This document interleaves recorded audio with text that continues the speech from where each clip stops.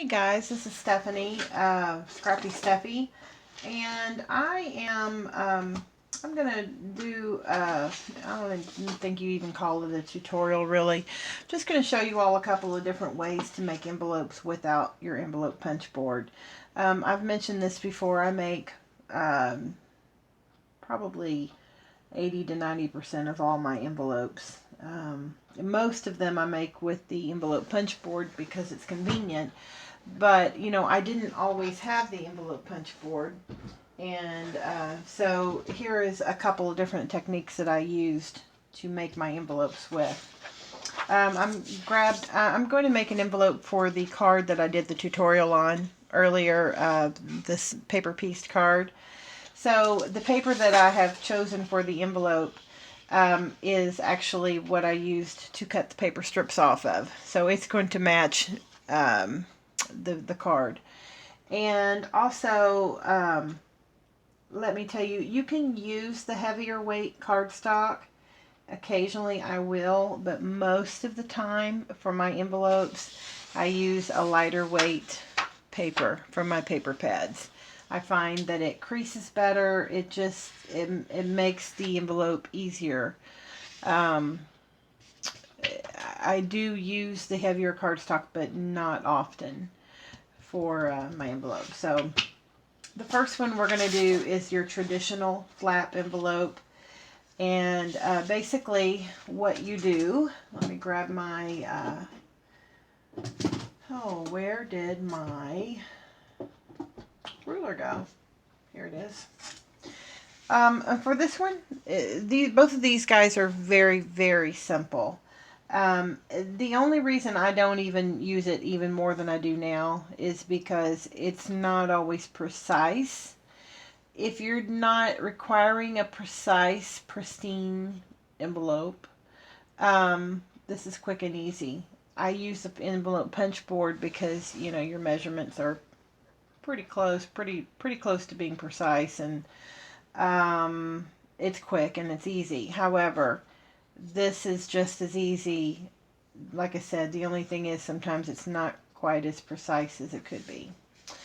So basically you're going to measure from corner to corner, from one corner to the other corner, the width of, or the length of the card, width of the card, from corner to corner. And this one is 7 3/4. To that you add 1 inch, which makes it 8 3/4, and that becomes the square piece of paper that you need. So whatever card size you made,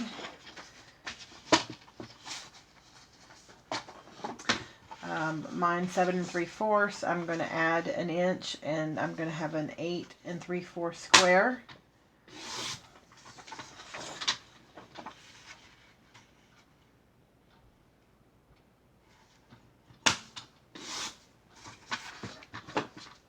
Set this aside.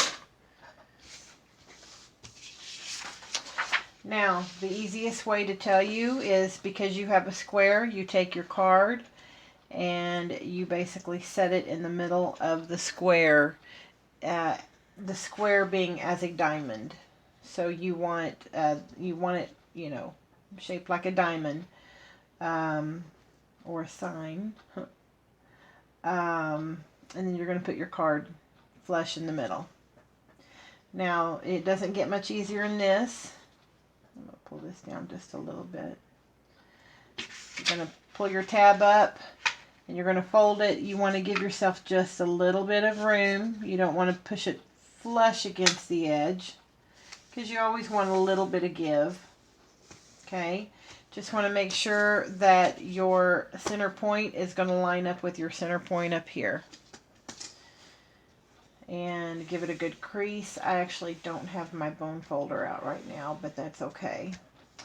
You're going to do the same, not moving your card at all. You're going to bring this over. Again, you want to give yourself, just a hair or two of extra space. And give that a crease. Now this gets a little bit trickier because you have to make sure that your line is straight when you're doing your sides. The sides seems like they're kind of easier to get a little off.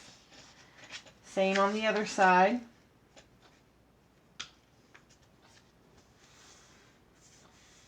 And then last but not least, you're going to do the flap, excuse me, down. Again, you want to give yourself just a little bit of room. You don't want to completely snuggle the card. You want to give it a little bit of give. Just a little bit. And that makes it easier to get in and out.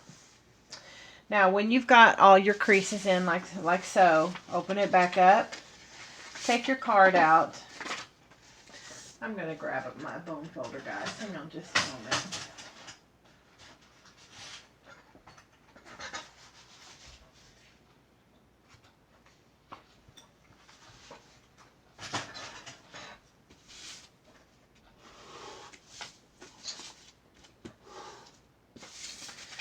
Just like that bone folder, like those creases. Now, open it back up. And these corner pieces that have been accentuated by the folds, we're going to cut those out, and you're going to go on the inside of the line. Okay, so you're just going to cut those corner pieces out and cutting them from the inside of the line. And that's so that it doesn't add bulk to your fold.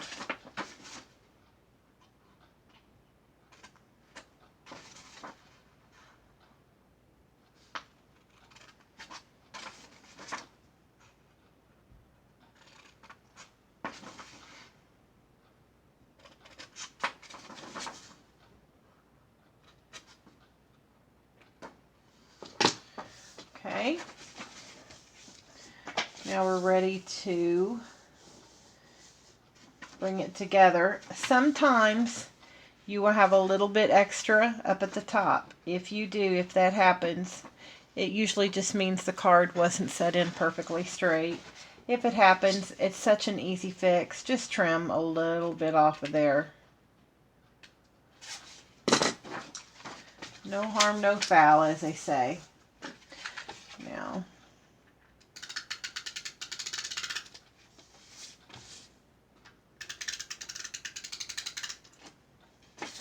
put my tape down, and then there's your envelope. So the card, because we've left it, it should fit in quite nicely. There you go. Now, if I were mailing this to someone, I would probably put a label, or I have some of the We Are Memory Keepers, We Are Memory Keepers, maybe. I'm not sure the brand that have the label wraps. A lot of times I will just take. This is not the right. Oh, let me get a white one. A lot of times I will take a little piece of paper and fancy up the edges and put it right here as well to write my address. So that is envelope number 1. The other one is even simpler. Very, very simple. And actually, before I learned this first technique, this is how I used to make my envelopes. So basically, and it doesn't really matter what size of paper that you start out with, as long as you've got plenty of room. I'm not going to measure this. So this is just, if this was a 12 by 12 piece of paper and I cut off the 4 1-inch strips, so now it's 11 by 12. Doesn't really matter. I'm going to set my card in the middle, somewhere in the middle. And I'm going to bring the card up to where the flap up to where I think I want the bottom lip to end. So that looks good to me. And then I am just going to crease the edges, just making sure that the sides match up here. Okay. On the top, I'm going to pull it over. I'm going to give it a little bit of, put it this way. I'm going to give it a little, I don't want it flush up, the crease flush up against the top of my card. So I'm going to give it just a little bit of room. And I'm going to fold it, making sure again that my sides match. Okay, it looks like I'm just a smidge there. on the sides. You're going to kind of feel for the edge of your card. And again, you don't want flush up against. We're going to go on the sides. Again, feeling for the crease because I don't want flush up against the sides. Okay. Now, just like we did before, we're going to take the card out. And then this time we're going to crease with a bone folder. I like to get those creases real good. Okay. Now, I don't need this much of a flap over here. So I am going to take my trimmer and trim that. And it is up to you how much you want to leave left. I don't typically leave a whole lot. Again, not measuring. This is what makes this technique so easy. We're not measuring.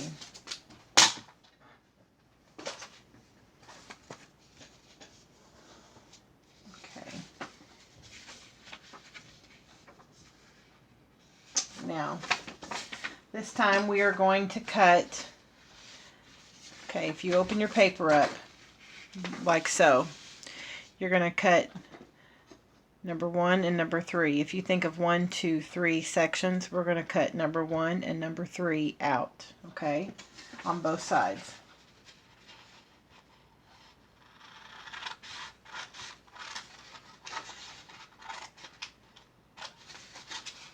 And I'm doing this in not in a real super straight fashion. I'm not too concerned about it. You will get the idea. You'll be able to take this and make it your own. Again, my videos have to be real time because I don't have that nifty little YouTube capture. I'm going to have to look on my Google Apps and see if there is a editing app out there that is comparable to the Google Capture. Okay. Let's see if I can remember which one was the, I think this one was my bottom.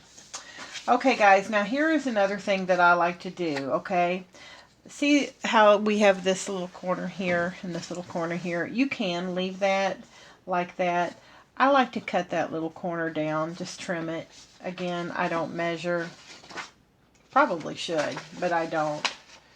And I'm just going to nip that little corner. I use those little dots there as a kind of a guide.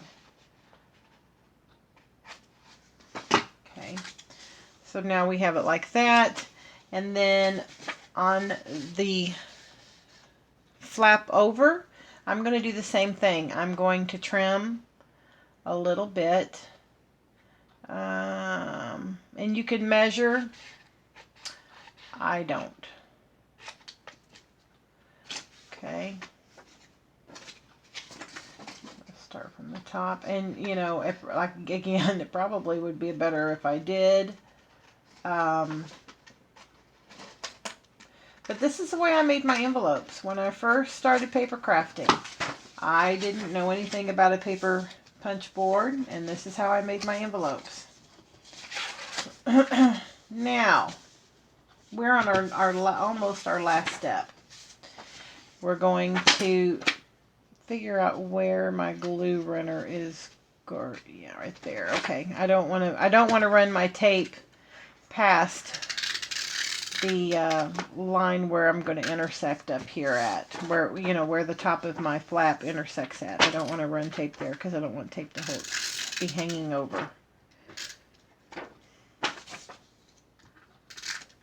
And I just did it. I just did exactly what I said I didn't want to do. Use my little glue nub here, whatever this is, gummy eraser thing. It really does work. Look at that, guys. Let's pull that up nicely. Okay. Gonna fold my flaps down again. This is not picture perfect. I'm doing it kind of in a hurry. I would probably do it a little bit better if I were doing it. I'm gonna slip my card in, and there you have it. And this time you have the envelope that folds down like that, the flap envelope. Same thing for this. I would probably take a white or, cream cardstock or label and put it right there. So now you've seen me make two very easy envelopes by hand. No measuring. Well, this one I just measured the width of the card. Either one of these envelopes would work for this card. So on this envelope, I've measured from corner to corner.